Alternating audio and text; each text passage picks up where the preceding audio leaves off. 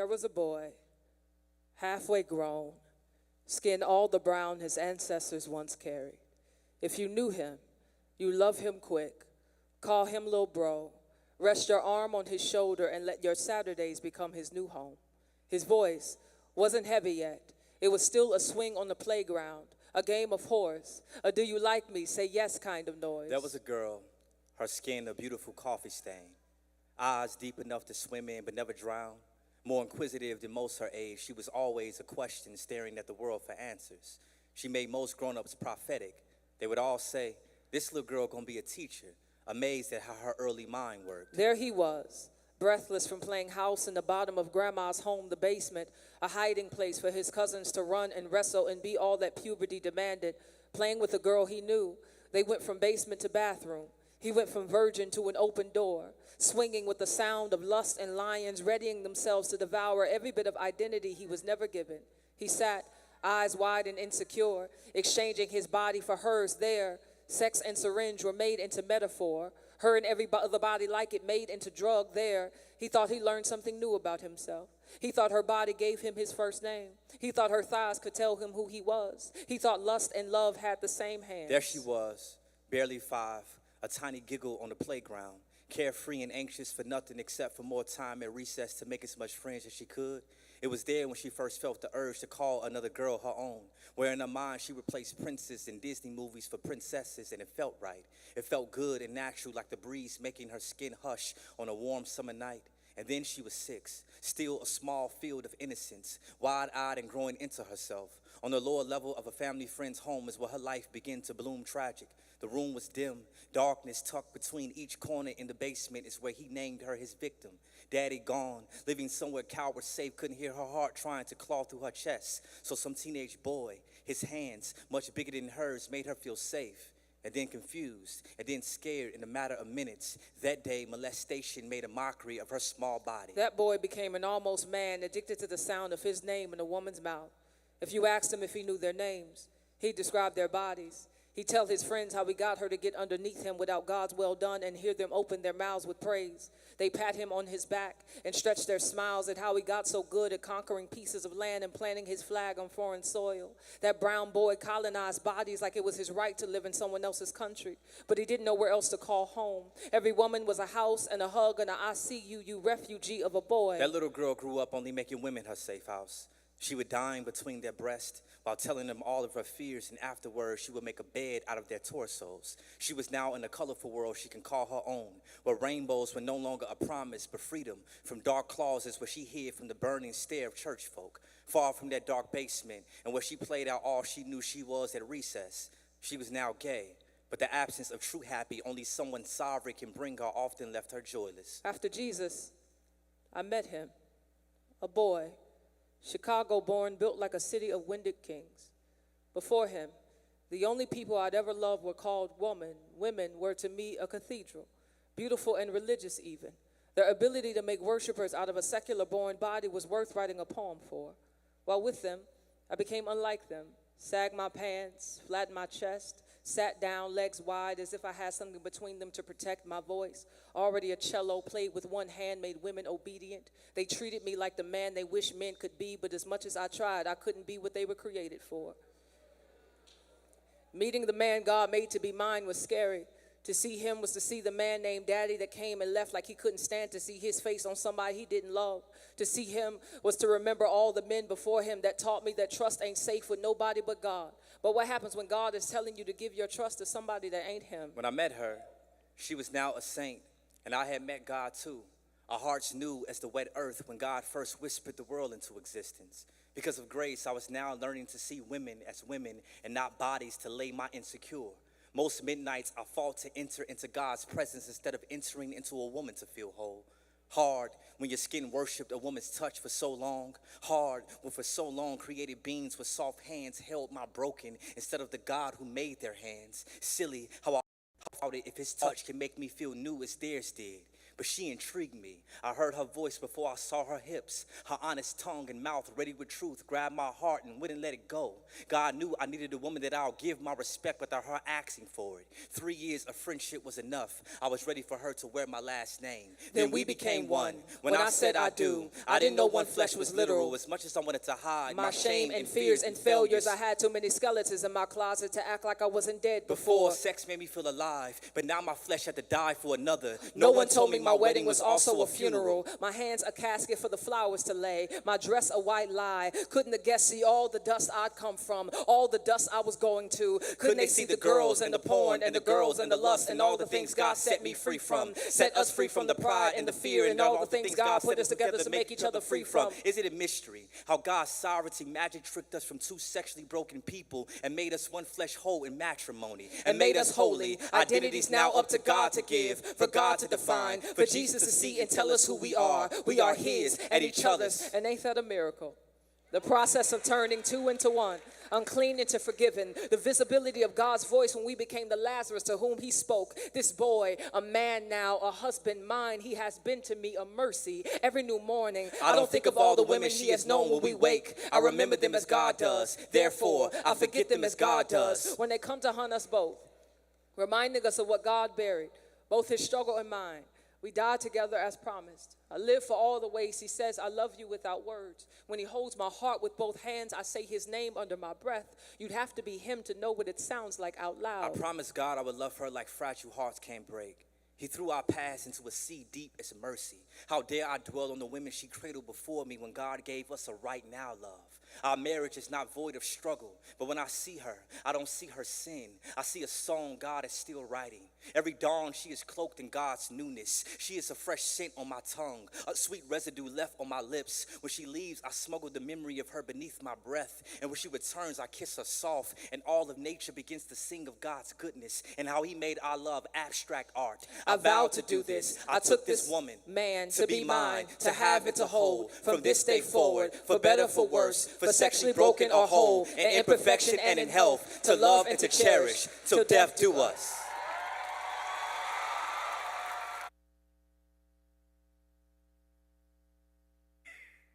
I love you, Amy. That was so enthusiastic. I love it. I wanted to open up this section of the series with that because it's walked me into so much a space of truth. That, for most of you who don't know, is Jackie Hill and Preston Perry. They are a married couple who actually met through their creative gifting, and God has just catapulted them into a new level of using that to build the foundation of their life on. They testified a bit about their past and everything and how they both came from sexual brokenness, and now they actually have 4 children and a dog, which is pretty cool. But I say all this to say that today I want to talk about how we come into our purpose as we create. We were breathed into and molded whole by a creator. He's trademarked by His otherliness, which is just another word for holiness. Holiness means otherliness. And we are most ourselves when we exist in the space that God created for us.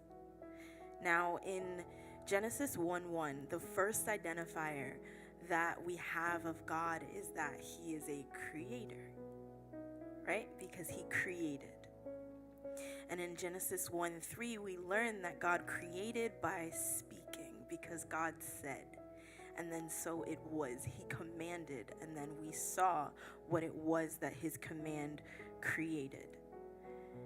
By that we know that God is creative, which in its simplest form just means having the quality and the power of creating. God has been walking me through this revelation of creativity and creativeness and in His space as a creator and just running around inside me about the potential of our power as his sons and daughters to create things. Because we inherit the richness and the riches of God as co-heirs. In Romans 8:17, it says that we are co-heirs with Christ in God's kingdom, right? And he made us in his image. Now, I say all of that to say that God did what he did, and he is who he is, that we would be just like him. In Romans 11:29, it says, "For the gift and calling of God are irrevocable." Now, in context, that verse is there talking about the Israelites, the people of Israel, who God called his people. He said, "I will make you my people. I will be your God, and you will be my people." But at this point, Israel didn't want anything to do with God. And so he puts this there to explain that even though they don't want him, their rejection of God opened a door for all the Gentiles to have access to godly things, right? But God is saying here that he will not take away his grace gifts from the people of Israel because he promised it to their ancestors. And that came to my heart so sweetly because God has been reminding me in this last week alone of all of the things that he gave me when I was Israel. When I was a kid, I used to see angels. I didn't have any words for it, but I knew that there was something there that was meant to comfort me. I was never a good sleeper. I didn't like to sleep through the night. I was one of those kids that you could say was kind of scared of my own shadow.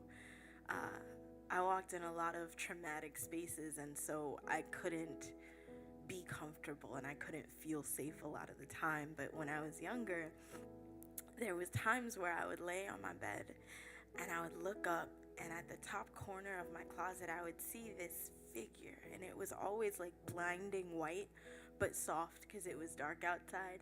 And I would always say, "That's my guardian angel." I didn't know why, but I would always say that. And when I was in elementary school, I would walk around and, you know, if I was in someone's house or I walked into a basement or a certain space, I would actually see what now I know is demons. I would see these things and they would look disgusting. They would look evil. They would look like something straight out of a horror movie. And I would see them and I would fear them at first. And then there were certain ones where I would see them a lot. And I would see them kind of everywhere, and so I wasn't afraid of them. It was just kind of a normal thing for me in my head. But I was so little, I didn't understand, and God brought that back to me, and he said, "See, I gave you eyes for heaven. I gave you eyes to see the things that I see." Like, we always talk about the spiritual realm and heaven coming to earth. God gives us the eyes to see and the ears to hear the things that go on in the spaces that are surrounding us. Because it's not just about what's on this earth that we can see right now, right? And when I was 5, I really wanted to take piano lessons. But my mom put me in dance. And I didn't really want to. I didn't really want to dance, you know. And when I got so overwhelmed by all the things that I felt inside, all of the trauma and all the bad things, I started to write. I started to write poetry. I started to sing songs. I started to paint pictures. I started to walk around with colorful things, right?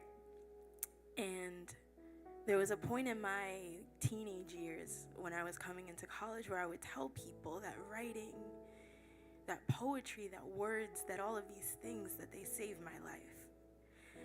And they did, because he did, but I didn't know that at the time. So I would just walk around and say, "Guys, like this performing thing, it saved me. me writing down these things that feel like my insides are being ripped apart. This thing is saving me, because if I couldn't say it, if I couldn't share it, if I couldn't walk up onto this platform and give you all of the things that I'm holding on to, I wouldn't be here. And so I walked through seasons of my life that way. Seasons of my life where the only thing that kept me willing to breathe was that people could hear what I had to say. And they saw me, even if it was for the 5 minutes that I was standing behind a microphone.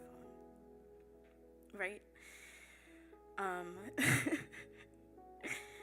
And, you know, I give all those small details and those little things just to say that, you know, God wanted me so bad that he gave me gifts that I didn't even want.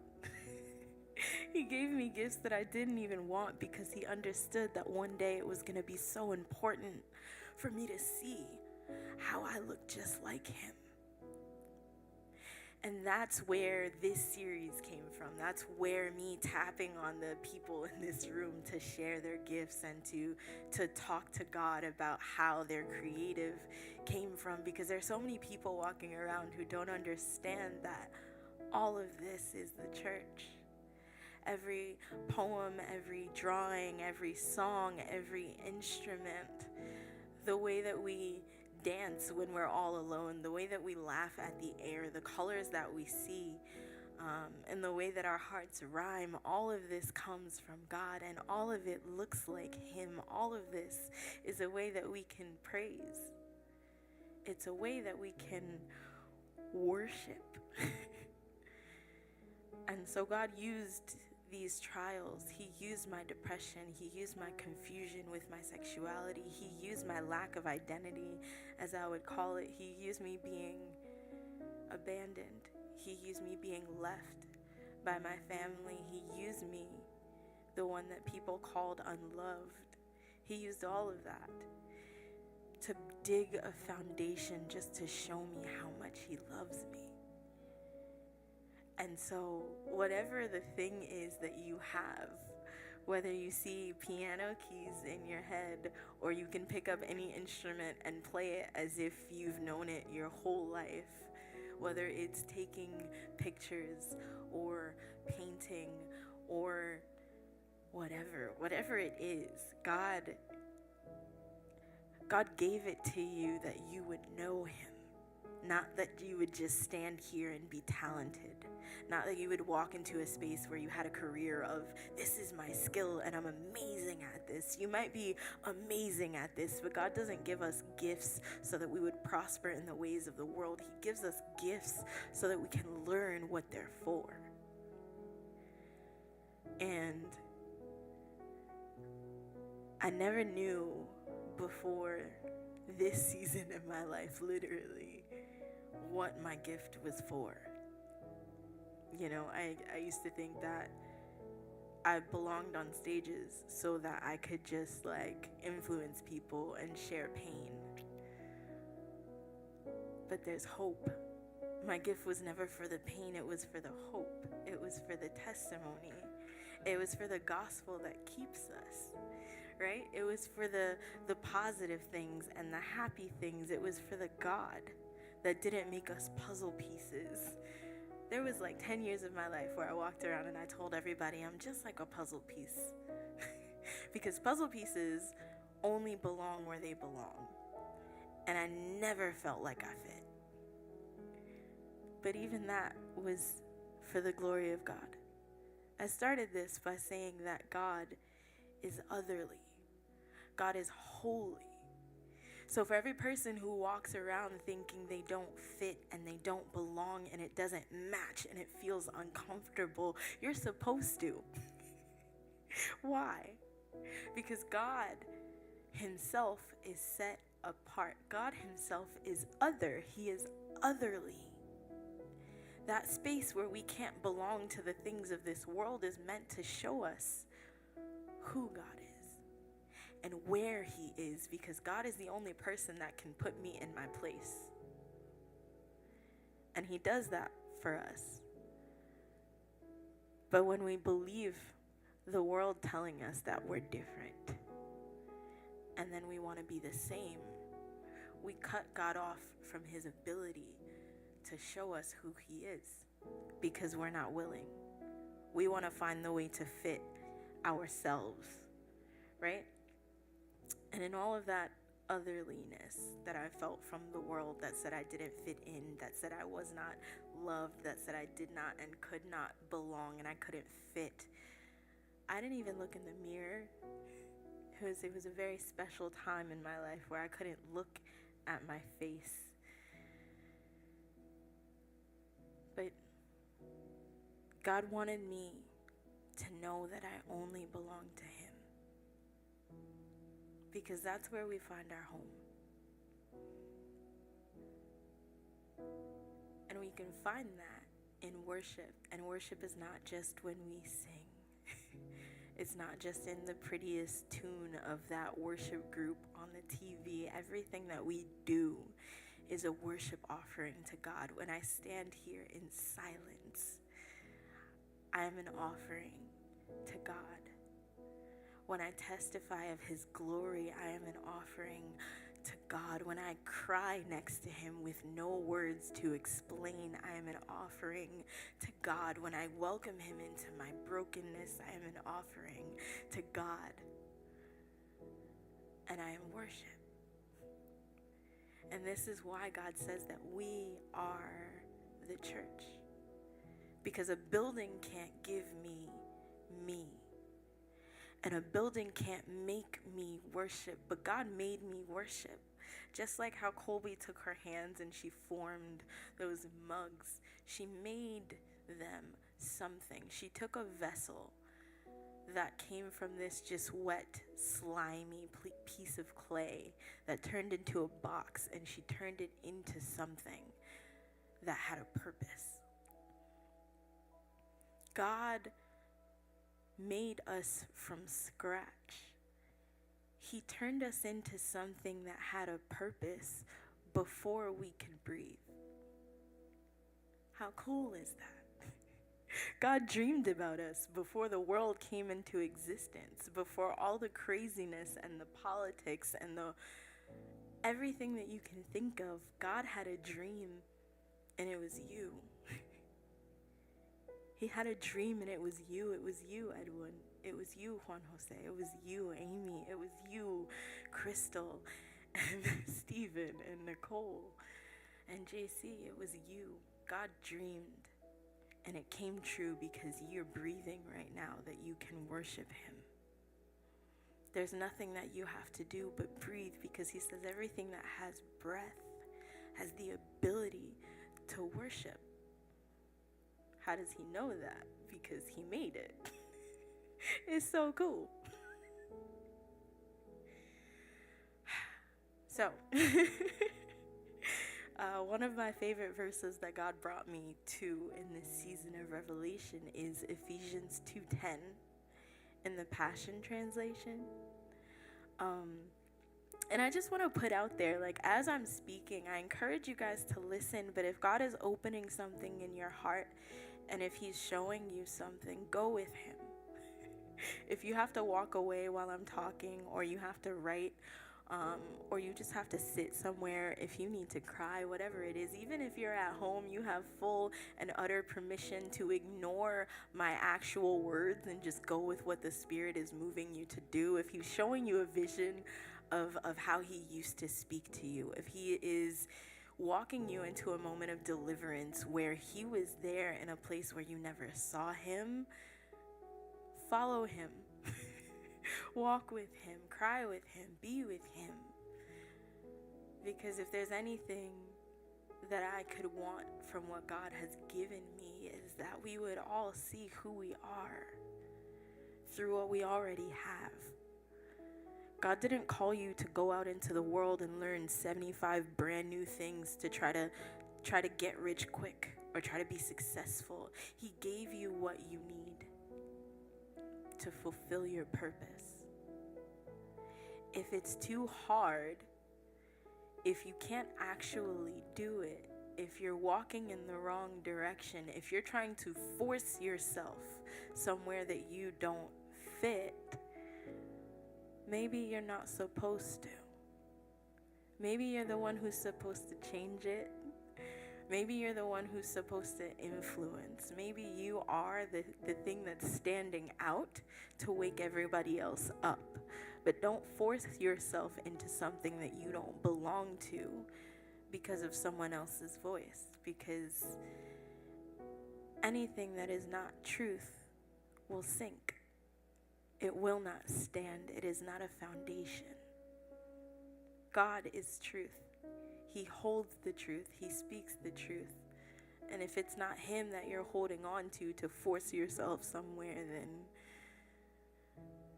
Lord help you. Seriously. Ephesians 2:10. It says, does somebody want to read it actually? Ephesians 2:10.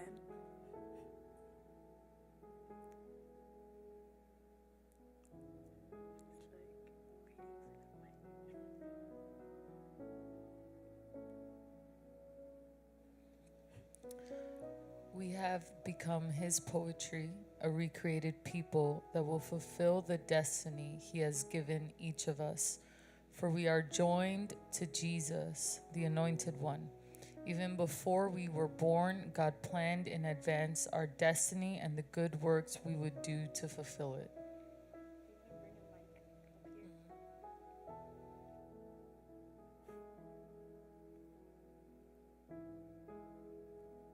Bring a mic.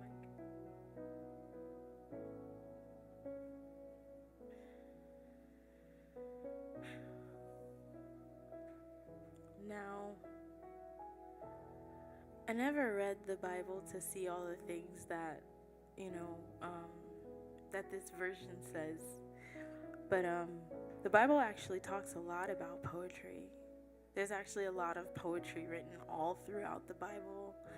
And it's funny that God is showing it to me now because, in all this time, it's like I walked into Christ feeling like there was no space for this gift. There was no space for my voice with this because the church didn't recognize it. The church didn't recognize that this was something that could be useful to God. And so for all these years, I silenced myself. I held back my voice. I stopped trusting the things that I had to say. But then I started to read the Bible newly, and God would bring me to these passages that we become his poetry, right? Even to the beginning, if we go back to Genesis, if we go back to the beginning, it not only says that God created and God spoke, but in Genesis chapter 2, we actually see the first poem in the Bible. We see Adam gushing over his wife, and he has a whole poem. And it's so funny because it's so simple. He says, bone of my bone and flesh of my flesh. And it's like, whoa. Whoa.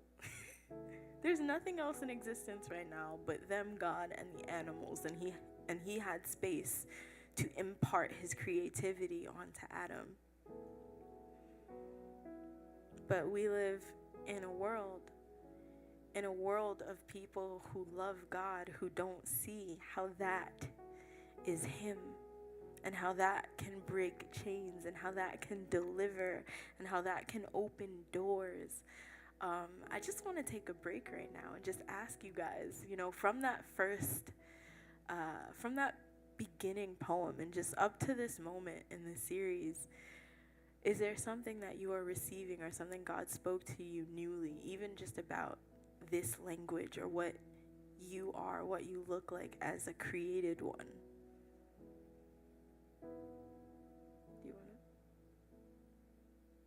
you have something to say? No. You're just thinking?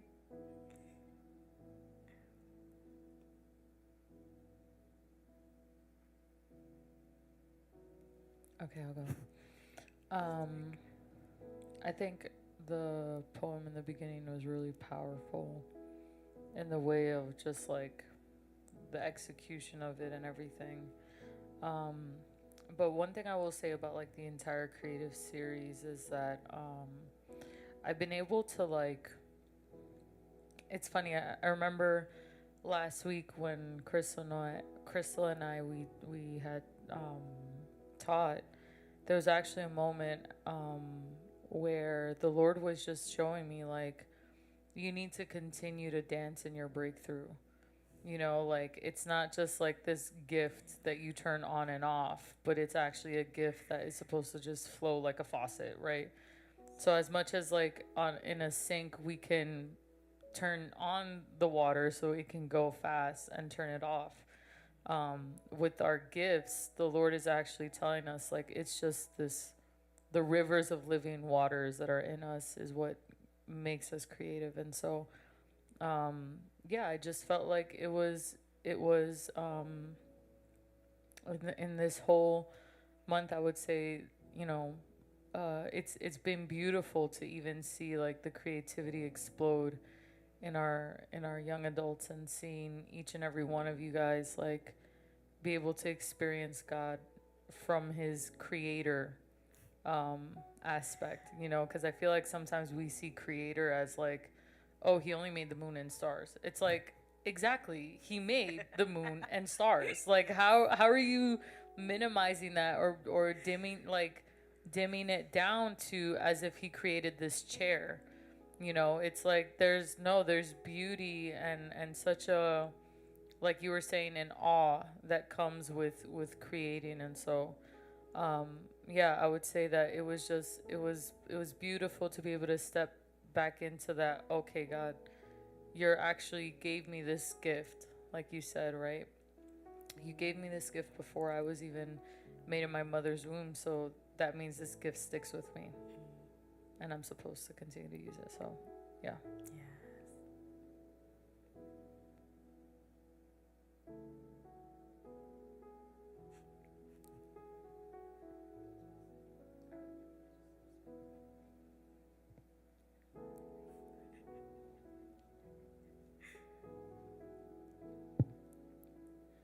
Like Nicole said, the first video that you showed us was really powerful.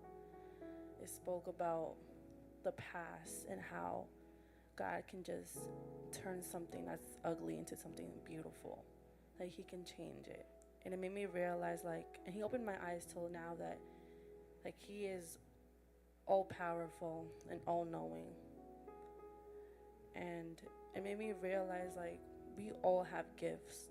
We all have different like gifts, whether it's singing, dancing, drawing, anything really. It's all made for him and by him. And it's sad to see when people think it's like you were saying, like they're proud of it, like have pride in what they're doing and it's like, oh, like their own God, basically, using it for their own self-righteous, like, you know, and then they don't acknowledge God in it, and they're like, oh, where does this come from? And it's like, it came from God, you know? So that just opened my eyes, and I get nervous, I'm sorry. But yeah, it just made me realize that God loves each and every one of us, and that we just gotta really just trust him through the process, through anything. Is there anything that God showed you or gave you that you didn't know was a gift to you? That's so crazy. Like Nicole just said, dance every time. And I felt like God put in my heart, which I didn't know of, because I'm like, oh, I don't really know how to dance. But he spoke that to me when I was home. He was like, dance, dance, dance all the time. Dance through your breakthrough.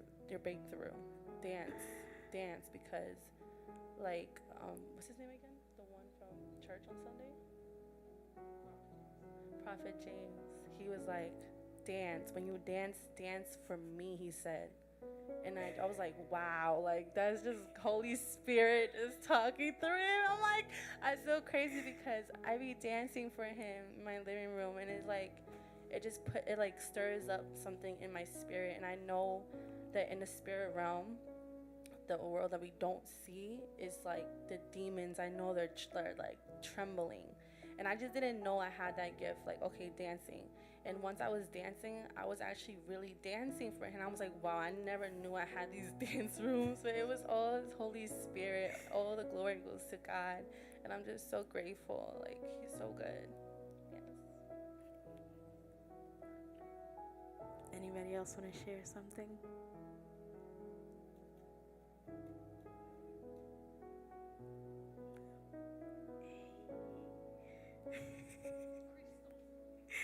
Yes.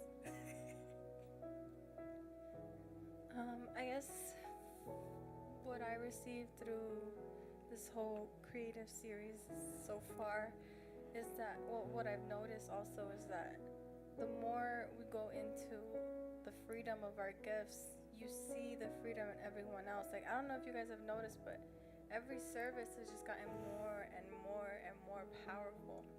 Yeah. So I'm just like so overwhelmed with like how much God is stirring up in our church and in just like our lives in general, that the entire church is gonna break into all their gifts, and we're all gonna be shocked that like, you know how to do that? You know how to do that? So yeah. Amen. Yes. I love that. I love that. Because as a body of Christ, we inherit things, right? And we impart things, and we share the things that we have so that others can gain them. Because God is a relational God. And that's so cool. Sorry, my heart is so full right now. So I guess I will share with you guys, and I will preface this by, God has genuinely shaken me today to not stand on my strength and my words and my talent, the things that I perceive. I tried so hard to prepare everything for you guys today, and God sat me still and made me move the way He moves. He only let me use the words He gave, and He cut everything else out. And as I have burned from the inside to make space for everything else, I'm just at a loss for words. So I want to share this with you guys. As I'm sharing, I want to challenge you guys to create something in this next 2 minutes. If God puts a tune in your head, or an image, a word, or a color, or anything, follow the ribbon to the end of the road. So of course this doesn't have a title. It's just a mixture of the revelation that God has been placing on me.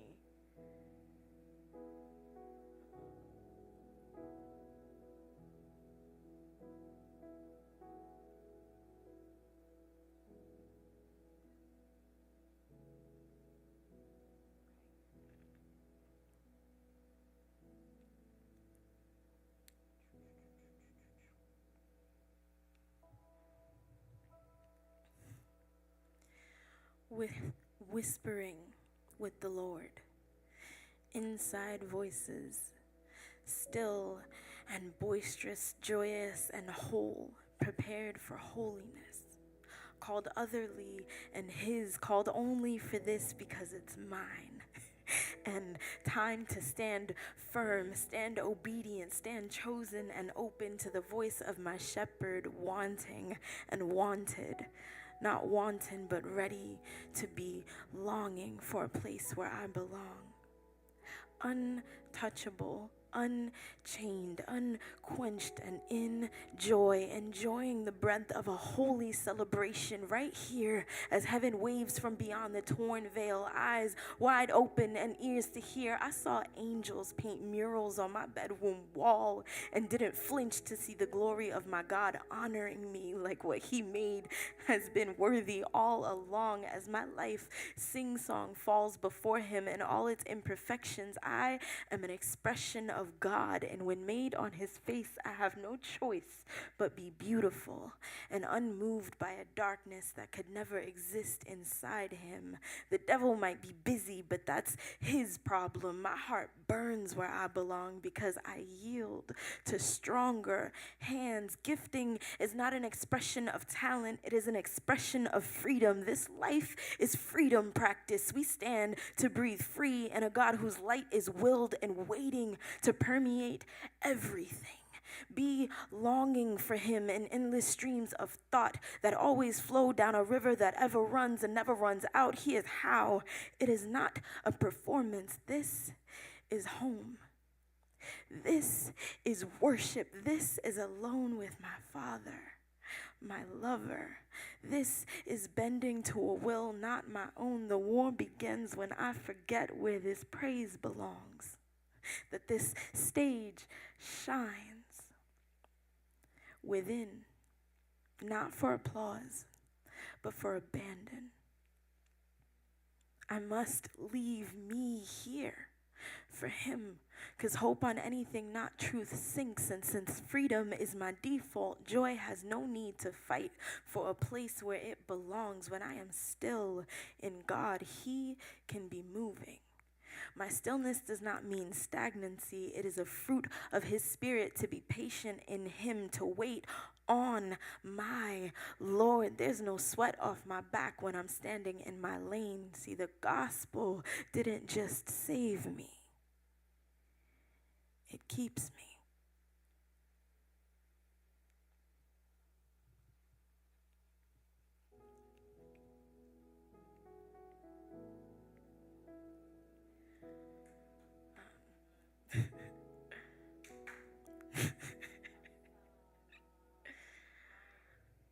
Now, something special about the poem that I shared at the beginning is that it wasn't just words for show. Those words walked through valleys to get there. God doesn't just call us to create of emptiness. He calls us to create in all of our seasons. If I can only create when I'm happy with God, then I'm still not sure who I am, right? And if I create in despair without the testimony of his goodness, then I still don't know who I am. God is the definer of who we are, and he chooses to refine by fire. So when we choose to go low, when we choose to bend, when we choose to surrender, when we choose to allow him freedom to move through us, we transform. The gospel isn't the gospel because it gives us salvation alone. The gospel is the gospel because it comes with a Lord. It comes with a creator. It comes with a father. It comes with a husband. Right? God is the bridegroom, and we are the bride. The gospel doesn't just come for one day and a happy story. It walks with us The gospel doesn't die because Jesus is alive. He is alive and he is living. He yielded himself and he overcame death. He is alive. Our God, our Jesus, our Lord is alive. And when we create, we submit to a Lord who is alive. Something so special about a Lord is his lordship. So we have two choices. When we say that we know God and we choose to know God as Lord, there are two things that can never be in the same sentence. If God is my Lord, I cannot tell him no.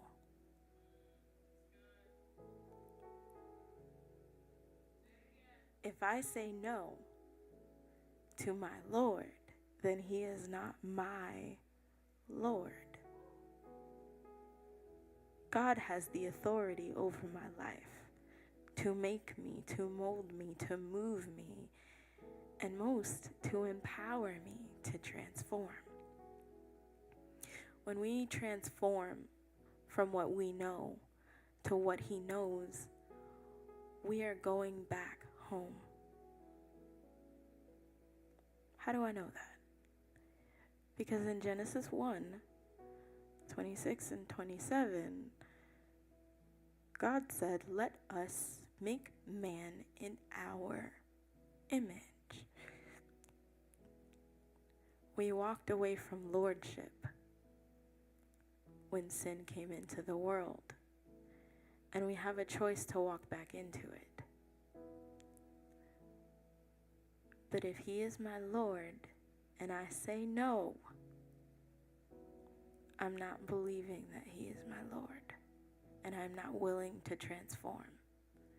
And therefore, everything that I believe that God did not do for me is not his responsibility, because God will not finish something that he did not start. God placed something in each and every person in this room. God placed something in each and every person on that stream, every person that's watching live, every person that's going to watch later, every person that's going to watch years from now. He placed something inside of you. He gave you a gift. He gave you a grace gift. Why is it a grace gift? Because he gave it to you just because.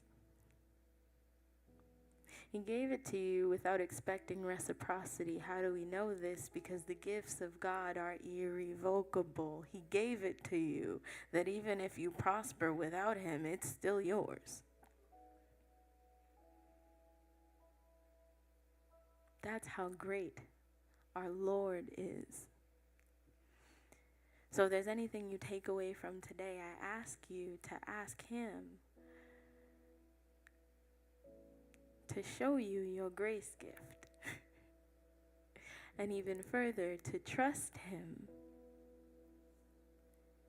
in showing you how to use it. Raise your voice. Don't quench the spirit. Do not fear to create, because the thing that you can earn and learn in creation is that you look like your creator, and thank God that you're supposed to. I know this was very short, but I'm gonna cut the stream here just because I want to have a moment. I want to have a moment here in this place in intimacy. But I encourage you guys who are watching, run with him, walk with him, sit with him, cry with him, heal with him, and learn something new about yourself today from the Creator. Ask him, and he'll answer. So I hope to see you guys next week. Next week, we're going to have an amazing closeout to this series. And I hope that all of you would be available to see how the glory of God will fall here. We love you and we thank you here at True Encounter, and we'll see you next time. We good?